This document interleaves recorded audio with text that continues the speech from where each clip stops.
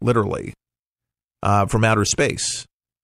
So Star Wars programs, and maybe we already, some people have told me that we have military satellites up there. I was wondering when we had that space shuttle up there. It looked like a space shuttle anyway. It was not as big as the one that you remember, but it was a military one. It was up there for a couple years. It just landed a couple months ago, but it was military. So who knows what was happening up there, what they left up there or what they were doing. But I would imagine that we probably have some stuff planted in one of those satellites or two of those satellites where we can actually aim down. Wouldn't be surprised. We got a lot of stuff up there. A lot of stuff in orbit. Do you like hot dogs? I'll have a hot dog once in a while. How do you take yours? You like relish? You like a little chili on yours? I like a good hot dog. Well, you may want to think twice about this if you like Sabbath brand.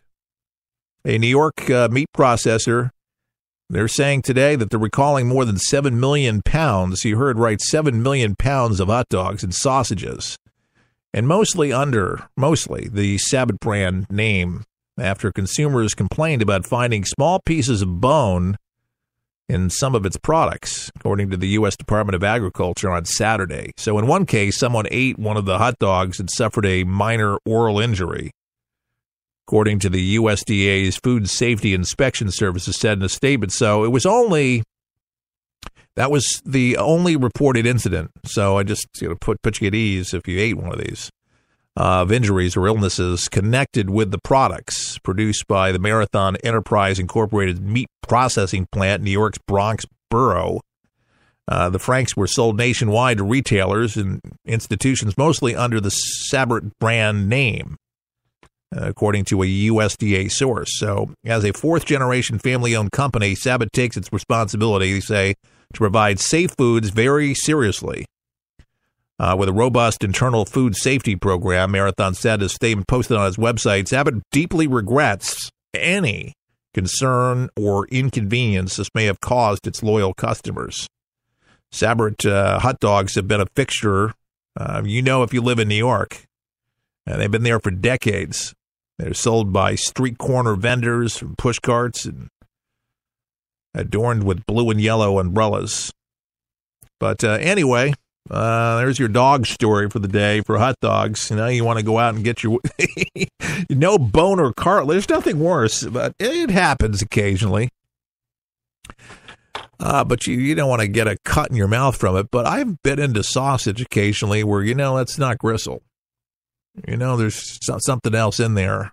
When you're doing millions of pounds of hot dogs, you're doing beef or something like that, and you're cutting that stuff up, occasionally you're going to get something. But as a precaution, what the company's saying, they're going to recall a bunch of this just to make sure somebody else doesn't. That's a lot of money, man. We're talking millions of dollars lost. But, hey, they want to make sure your dogs got no bone in them. You don't want no bleeding tooth after eating a hot dog. Now, this is something that you got to think about when you got kids. A couple is speaking out about the potential dangers when you have a newborn, you have a child, an infant, to let other people kiss and hold your newborn babies after their little infant contracted a life-threatening illness and is now likely to face long-term health issues. Merlina Shiflett was just 6 days old when she was admitted to Des Moines Hospital and diagnosed with meningitis HSV1, which is caused by herpes, KTLA.com reported. Now, the newborn's parents, Shane and Nicole Shiflett, both tested for negative. They didn't have the virus, which doctors said was likely passed on through a kiss from someone who carries the cold sore virus, according to news outlet reported. So Marina was transferred to Blank Children's Hospital. That's the name of it, Blank's Children's Hospital, where she was placed on life support after her organs started to fail. I'm not even kidding. Yeah, her organs started to fail, folks. In July 16th Facebook post, Nicole said doctors informed the couple that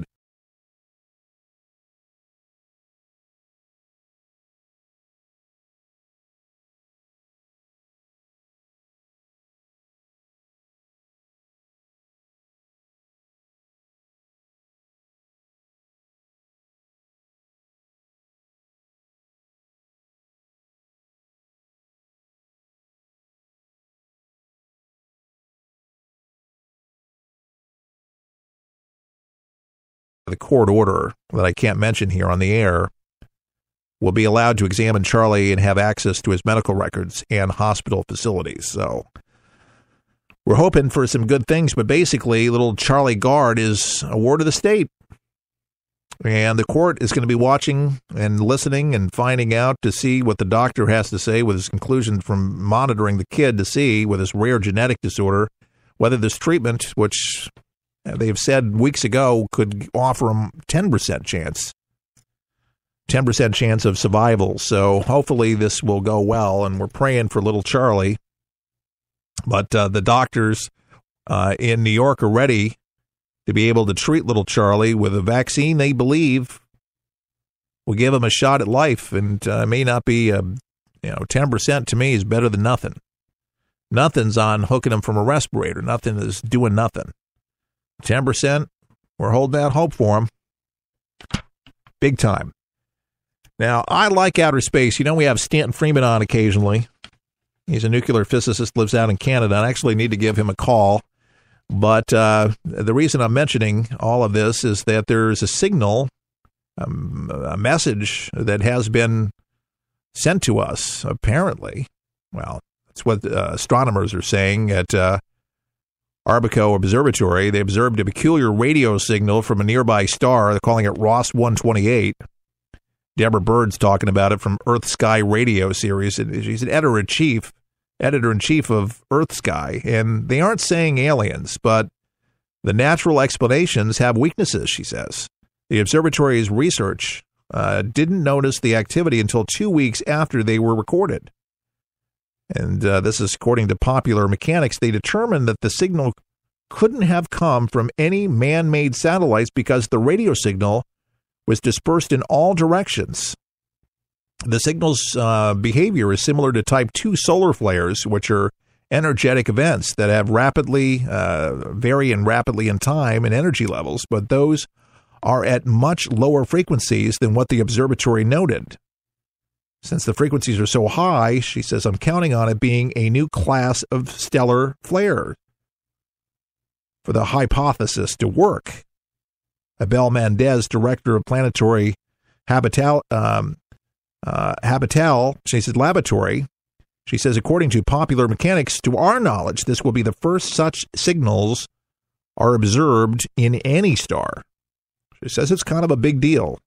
So 2 weeks after these observations, that she says that we realize that some very peculiar signals in the 10-minute dynamic spectrum that we obtained from Ross 128 observed May 12th at 8:53 p.m. Atlantic Standard Time, said Mendez. The signals consisted of broadband, quasi-periodic, non-polarized pulses with very strong depressions-like features. We believe that the signals are not local radio frequency interferences, since they are unique to Ross 128, and observations of other stars immediately before and after did not show anything similar.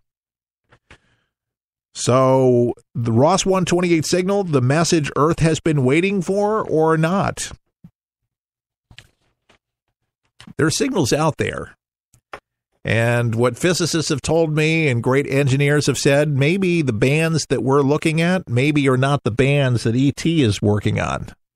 I don't know, but it's fun to think that there's something else out there. Now, I'm a belief that we're not alone. You might be one of them. But what would we do?